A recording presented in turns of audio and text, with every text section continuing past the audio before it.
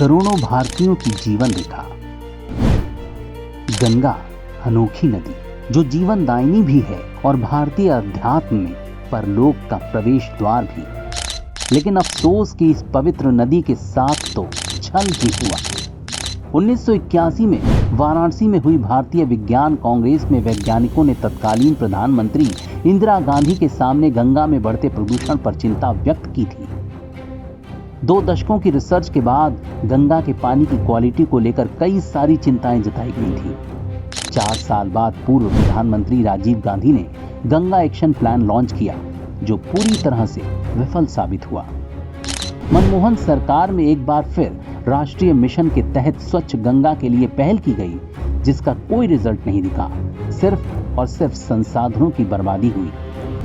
इसी दौरान Thames, Danube और राइन जैसी नदियों के कायाकल्प का भारत गवाह बनता रहा, लेकिन गंगा जहरीली ही रह गई।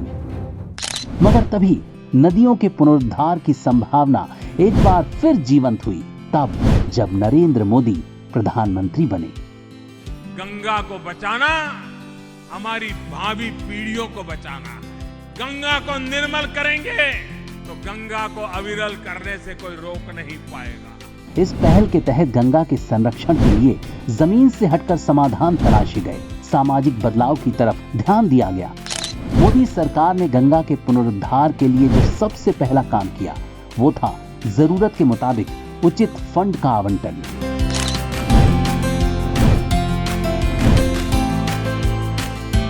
सरकार ने नदी में गिर रहे अनट्रीटेड सीवेज पर भी बहुत ध्यान दिया।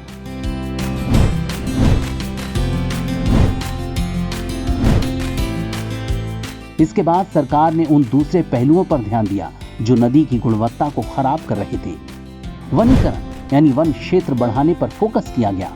ट्रैश स्किमिंग यानी नदी से कचरा निकालने का काम एक रेगुलर प्रैक्टिस बन गई।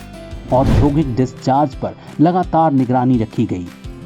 जैव विविधता संरक्षण को केंद्र बिंदु बनाया गया। 4500 से ज्यादा गंगा ग्रामों को खुले में शौच से मुक्त किया गया। इन कोशिशों ने गंगा के भाग्य को पूरी तरह से बदलना शुरू कर दिया। यहां तक कि संयुक्त राष्ट्र भी इस मिशन में शामिल हो गया और उसने इसे दुनिया के टॉप 10 रिस्टोरेशन प्रोजेक्ट्स में से एक बताया।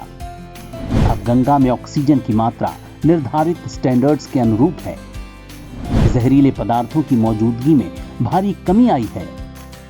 अब गंगा में पाई जाने वाली डॉल्फिन, ऊदबिलाव, कछुए और हिल्सा मछली दिखना आम बात हो गई है। आज गंगा का बहाव स्वच्छता की ओर अग्रसर है। गंगा मां को आज वो देखभाल मिल रही है जिसकी वो हकदार हैं।